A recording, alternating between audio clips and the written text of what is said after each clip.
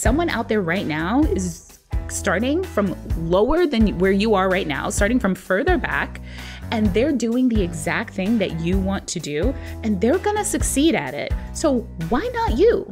If they can, why not you? And that's the question I ask myself all the time. If they can, why not me? Welcome to Sincerely Future You, a podcast that helps ambitious women like you make decisions today with the future you in mind. Hey Havsters, and welcome back to Sincerely Future You. This week we have Scarlett Cochran back to talk about 7 money capacities. And I heard from you guys, you could not wait for part 2 of this episode, where she's going to talk to you about the 7 money practices you'll want to grow over your lifetime to help you become that inevitable millionaire. To refresh your memory, Scarlett is an attorney, financial expert, and entrepreneur, as well as a friend and colleague, and she just launched a book. It's called It's Not About the Money, and you're going to hear all about it here in part 2. That's just on earning, but in terms of what you teach, I'd be curious, like in the book, are you giving a lot of your, like any of your practices that you teach in One Big Happy Life? What's that look like? What can we expect in the book? Yeah, I do. So what's funny is in writing a book, I actually developed new frameworks and new ways of thinking about the things that I was teaching. So there are things in there that I've never talked about, and I actually purposefully didn't talk about because I knew that I was teaching it in the book, which is the 7 money capacities, which are really tangible ways of thinking about the skills that you need to develop in order to be really effective with money. So things like understanding, making good financial decisions, losing money well, right? So being comfortable with risk, recovering from loss, and not making those losses cause you to then make even worse decisions because you're upset about the loss that happened in the past. So those money capacities, I really do feel are a core learning that everyone needs to understand, that these 7 things are really important and capacities that they should be looking to grow over the course of their lifetime. But I also teach very specific money practices that I teach inside of Wealth Builders Society is my program. And some of them are the 1-year spending plan, which I swear by, which is having a year-long spending plan where you plan your spending out for the whole year. It truly only takes like 15, 20 minutes, especially when you're used to doing it. But what it does is help people take just a slightly longer term view when it comes to their finances, because I truly believe that people need to think beyond the next paycheck, because there are things that are coming 3 months, 4 months, 12 months, like holiday spending, that we know they're coming. And the best time to plan for them is not November at Black Friday. It's January at the beginning of the year. So the 1-year spending plan, I walk them through that, understanding and calculating their net worth. And also a big one for me is automating your finances. And this is something that I really took to heart when I got divorced. And that was really the first time in my life, my adult life, since figuring out my finances, because I used to like not pay bills and stuff like that early on, right? We're talking 19, 20 years old, figuring out how to pay bills on time. But when you're going through a divorce and you're also, a working mom, you're trying to keep it all together. And even again, like I had an amicable divorce. It wasn't like this knockdown, drag out, horrible thing, but it was still very emotionally overwhelming and stressful for me, like all of that uncertainty. And I wasn't checking the mail. I wasn't paying the bills. And next thing you know, I'm 30 days late on something, and it dinged my credit, for the first time in however many, I don't know, almost a decade since I'd been late on something, maybe not that long, like 5, 6 years. But I was so upset about it. And that's when I'm like, you know what? That was my mistake. I should have just had everything on auto pay. And so just walking them through the process of doing that and how to set up your finances so that they are easy. I feel managing your money shouldn't take a lot of time. It shouldn't, and I believe it should be as simple as possible. So you focus on the big rocks, the most important things. You put everything else on autopilot so that you're not making the same unnecessary decisions over and over and over. Like your water bill is coming at the same day, same month, every year. just make it every month. Just make it easy for yourself. So absolutely, I walk them through creating a money practice as well. So good. Yeah. Because I know I follow you over at One Big Happy Life, and you work with people, not just entrepreneurs, like all human beings on personal finance. And I work with entrepreneurs, which is like a very different thought process. So specifically like with them, like I talk about the 6 areas of engaging with money, like earning, spending, saving, investing, having, and giving, and thinking about it like more holistically, like you said too.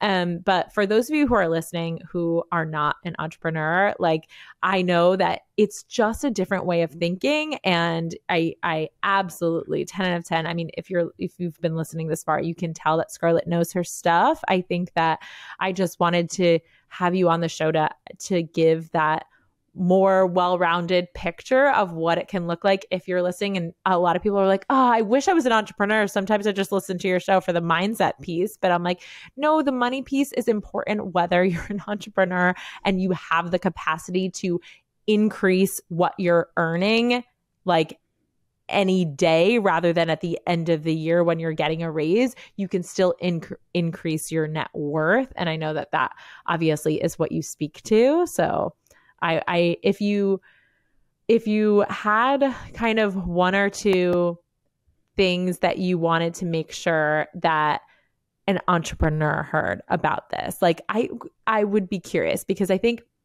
a lot of my entrepreneurs, they really only want to talk about earning, and that's where an entrepreneur's brain is. So how do you speak to your entrepreneur audience? So my entrepreneurs. So one of the things that I tell entrepreneurs, first of all, like you keep your business finances and your personal finances separate, right? Too often we treat them as the same. And yes, your personal finances can inform your business decisions, right? How much you are going to pay yourself, how much you want to grow your revenue based on how much you want to increase your personal lifestyle. And I get it, but keep those 2 things separate and actually pay yourself. One of the biggest mistakes I made my first year of full-time entrepreneurship is that I didn't kind of have a set pay. I would just kind of pay myself as I could. Right, which is the worst thing that you can do, because then you're always the last to get paid. And Joseph, I remember back in the day, like this is only like 5 years ago, Joseph would say, the business owes you money. Like my husband / accountant, Joseph, the business owes us money, because the business wasn't always able to pay me. And so one of the best decisions I made was to just go W-2 in my business and get that baseline salary. But also entrepreneurs, we fall into the $1 million business owner trap, where we defer taking care of our personal finances because we're waiting on the windfall of the $1 million business. We want the easy button because it's like, oh yeah, the year when I make $1 million, first of all, you're not going to take home $1 million. Yep. Let's also just like dash that dream to the rocks. It's horrible. That was one of the reasons why I did that annual report, because I was like, I wanted people to understand that like my business revenue was $200,000. And then I spent over $50,000 in coaching.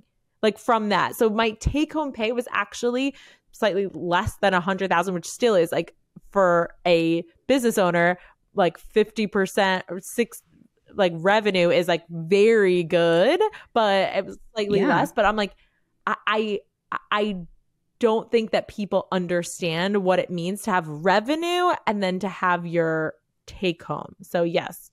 Yeah. I mean, just to run my business, because, I have a membership. So, we might serve 1,000 people a year.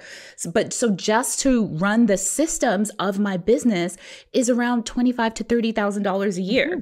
And this is not people. This is not labor. This is not paying me. This is not paying my team. Mm-hmm. So yes, $1 million business doesn't mean you take home $1 million. But I also... let's be realistic. It's almost like saying I'll only be a lawyer if I go to Yale, which is the #1 law school, which I did go there, but look, I was open to other alternatives. Okay. Yale admits, I think it's something like 5%, 6%, maybe less of the people that apply. So if you're saying the only way I'm going to be a lawyer is if I go to Yale, your odds of success are much lower. And I say this because the number of people, the number of businesses, small businesses that actually become $1 million businesses, and this is not at all to dissuade anyone from setting that amazing goal. I think we absolutely should, especially women, because we need more women business owners making $1 million a year. It's a lower percentage, right? It's like 6%. But the good news is you don't have to have $1 million business to become a multimillionaire. And this was something that I shared when we were at the mastermind, like early 2022. Gosh, where's the time? I know, right? Gone.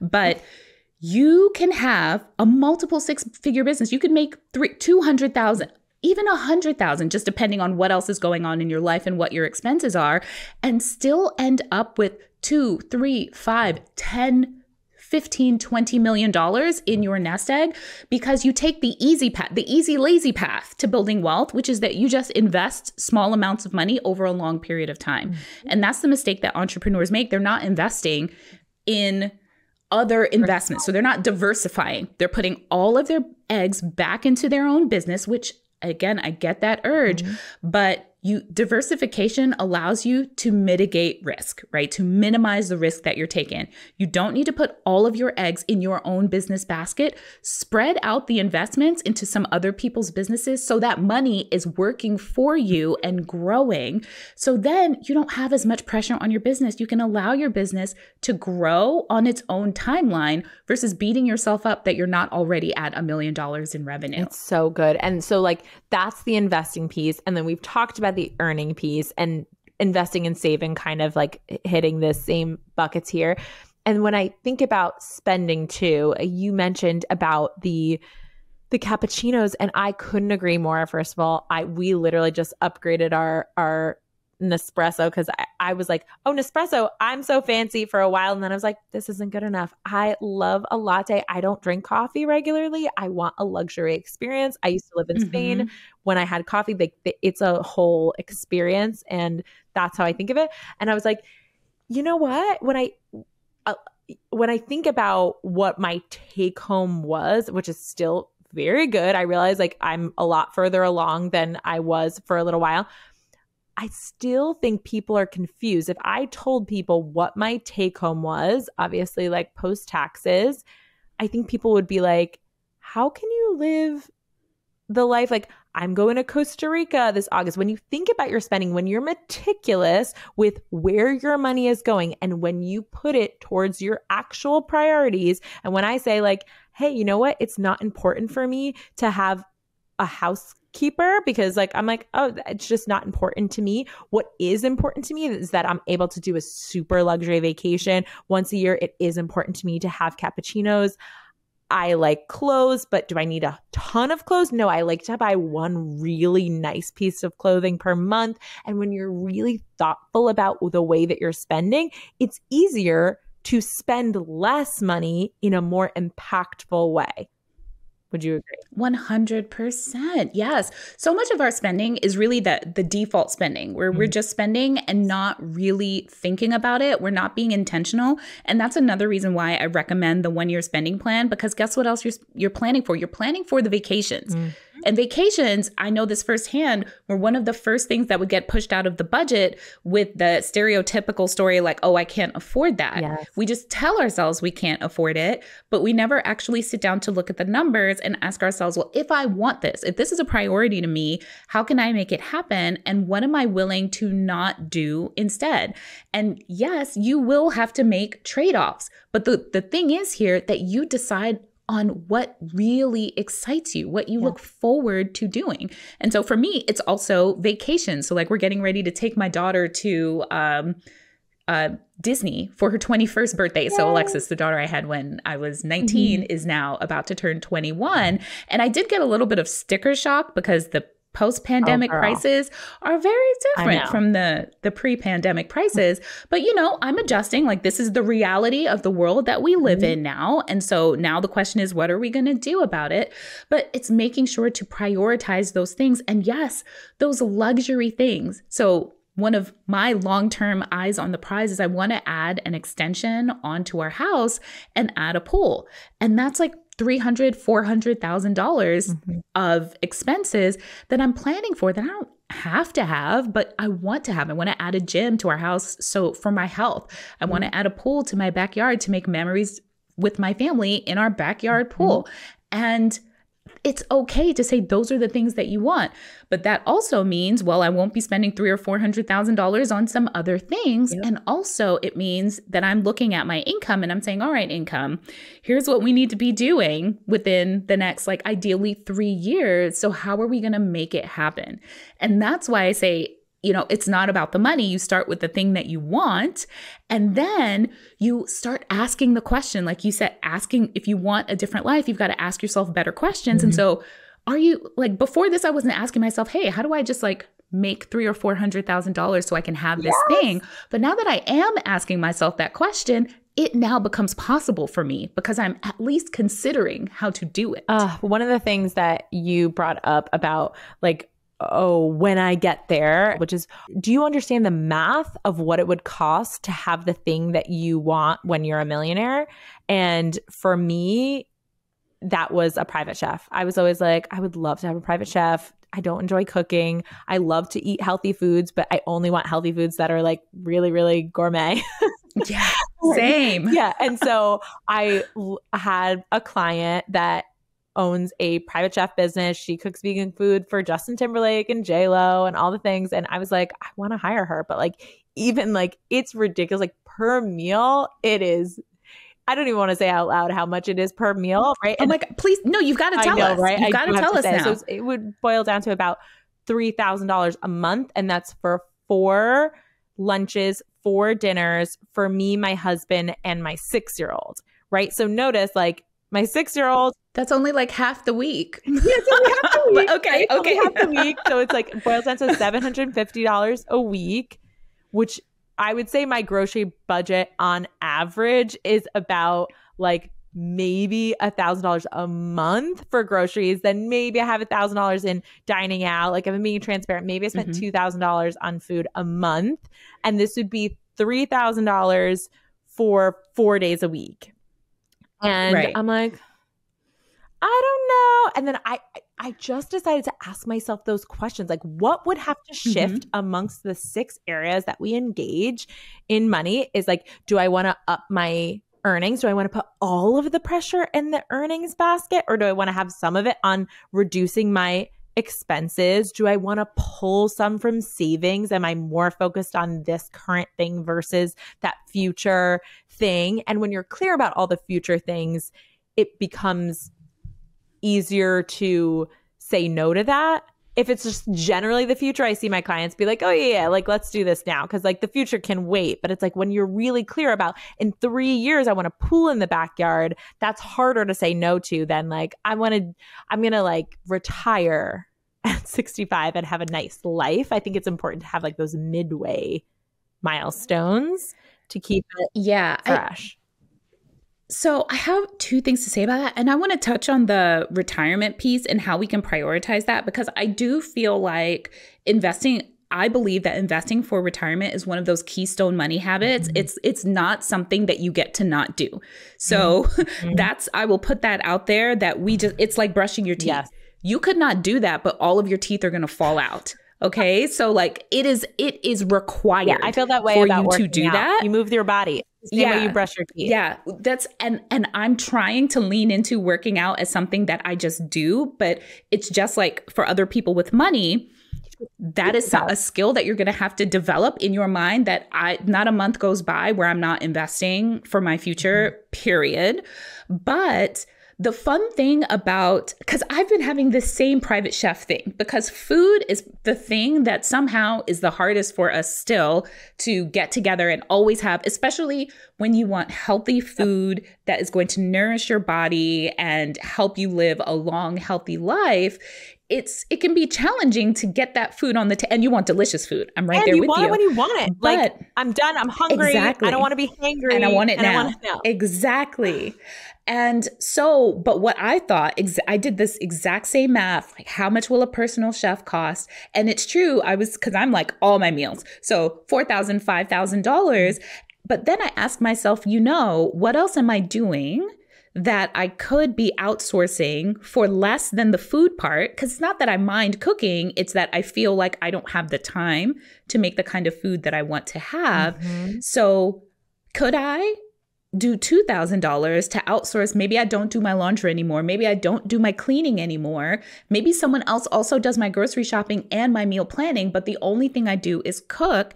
And also, how can we make this like blend it with something else that I enjoy doing, like family time? Yeah. So maybe we spend 45 minutes together as a family in the kitchen, cooking, catching up on our day, and we sit down and we eat the meal together. But that's the only chore that we're all dealing with on a day-to-day basis. And so when you put a dollar amount to that, then you can start asking yourself, oh, well, maybe I don't want to maybe my actual problem is not that I don't want to cook, but I would rather have half the money, like $2,500, towards solving all these other problems so that I can cook. And then I still have this other $2,500 a month to do some other thing like luxury travel. It's so good. What I call it is like solving for X. You can't solve for X until you have all the other pieces of the equation. If you don't know the math, you don't know what it is. If you don't know the time that you want to spend and where your priorities are, like the things that are not about the money, then you can't do that. And most importantly, this podcast is called Sincerely Future You, because all of the decisions that I want entrepreneurs and really just everyone to be thinking more about is like not just thinking about yourself as the person you've been up until now and the person that you are today, but also the person that you're going to be and you're looking forward to be. And how do you make your decisions now from that future self rather than from today? So like you said too, it's like family time, like your daughter is not around all the time. And so you want to maximize the time that you do have with her and you want that to be special. So you're going to factor that into the equation too. And just so everyone, in case everyone's curious, I did actually solve for my chef problem. And I did pitch them because she has a new partner that is a new like celebrity chef. And so I'm doing bartering, which I never do. And I do not recommend that people do, but we're doing 2 months of meal prep for a partial barter on my 6-month coaching program. And it is a win-win and truly a value match for both of us. And I never would have come up with that solution because it's a policy of mine that I don't really barter for services if I wasn't really clear about like, this is the goal. How do I make it happen? This is the deadline. And I put a deadline on it for June. Like I want this to be solved for by June, even if I have to pay all of it for 1 month. I just want to try it and experiment and go there. And so high quality questions, my friends. But I just want to make sure that everybody is left with you having like the final say. I really think that you have so much to teach our generation of women. I think that your words are very precise and they're thoughtful. And that is something that is very important to me. I don't have too many guests on the show. And so when I do, if they're not Hapsters themselves, if they're not clients, they're people who I think really just share in those same core values about thinking about the future self, thinking about the audience of women and money, and also especially single moms and entrepreneurs. And I know you speak to all of those people. So if you had one thing that you didn't really get to say that you want people to think about as they're considering their future selves, anything that you want to add, not to put you on the spot? Yeah, I would say probably the biggest life lesson that I've learned now after all these years is really realizing that I can shape my life to look like whatever I want it to look like. I think so often we get caught up in the box that we're born in when it comes to societal rules and the way of doing things, that we lose the perspective that this way of doing things is, by the way, just something someone made up sometime and everybody just agreed to follow it. But we know our history. We know that if we look back, things used to be done a very different way, right? As women, we used to have very different lives. Just a short, like 50 years ago, 60 years ago, a man could just beat a wife and it's not a problem. That was okay. And so just recognizing that we don't have to follow any of those rules. We can just decide, no, I'm just going to do something different and just live our lives and allow ourselves to see what happens, right? We can be the first. Someone out there right now is starting from lower than where you are right now, starting from further back, and they're doing the exact thing that you want to do, and they're going to succeed at it. So why not you? If they can, why not you? And that's the question I ask myself all the time. If they can, why not me? I mean, I'm a person too. We can both do it together. Yeah. So that's my bit of advice. Just like go after the life that you really want and use this opportunity to live the fullest version of your life and lean into the person that you are. And you can be successful just being the person that you want to be. So good. Money is a tool to have the life that you design for yourself. I love it. Thank you, Scarlett, so much for gracing Sincerely Future You podcast and for telling us all of the sneak peeks of what we can look forward to for your book coming out. If you haven't, you can now currently, right, pre-order It's Not About the Money by Scarlett Cochran. We'll link that in the show notes for you. And I think I'm pretty sure I just pre-ordered it on Audible, or I saw it pop up. Yeah, it's in all the places. So yes, I narrated the audiobook, so it's available on Audible. Yes. But it's also available everywhere where books are sold. So Target, Barnes and Noble, your local bookseller, shop local if you can to support your local booksellers. And yeah, or you can go to onebighappylife.com/book, which is in the show notes, I'm sure. And all the links are there as well. International audiences too. Awesome. And I'm so proud of you. I know sometimes it's like we just keep it professional, but you said it too. Like you're a person too. You're a human being too. I know that when you were like a single mom and you were grinding and you were hustling, and when we didn't know what we know now, I don't know. Did you always know you were going to write a book? I did not always know. And so here's a funny thing, and maybe this is also a good thing to leave the audience with. So in my acknowledgments, which, my publisher told me no one reads, but it's fine. I read it. I actually acknowledged myself. I'm the last person that I acknowledged. I acknowledged my younger self, like talking to myself, like, wow, we have come such a long way. I'm so proud of you. And it felt really like, a little audacious to be like, how am I going to be thanking myself in my own book?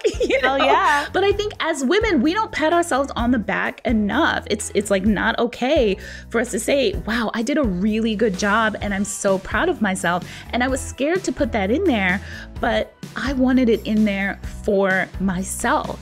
And so I just leave that with everyone listening to be proud of yourself and unabashedly so, right? Because you should be your number one cheerleader. Yeah, and no matter where you're at, because you're on your way, you guys are learning, and even if you don't have any money in retirement, be proud of yourself because you're going to start today, right? Yeah. Amazing. All right. Thank you, Scarlett. We'll talk soon. Hey, Hapsters. If you want to learn more about today's topic, head over to whatshappening.com/podcast. That's What's Happening, whatshappening.com/podcast.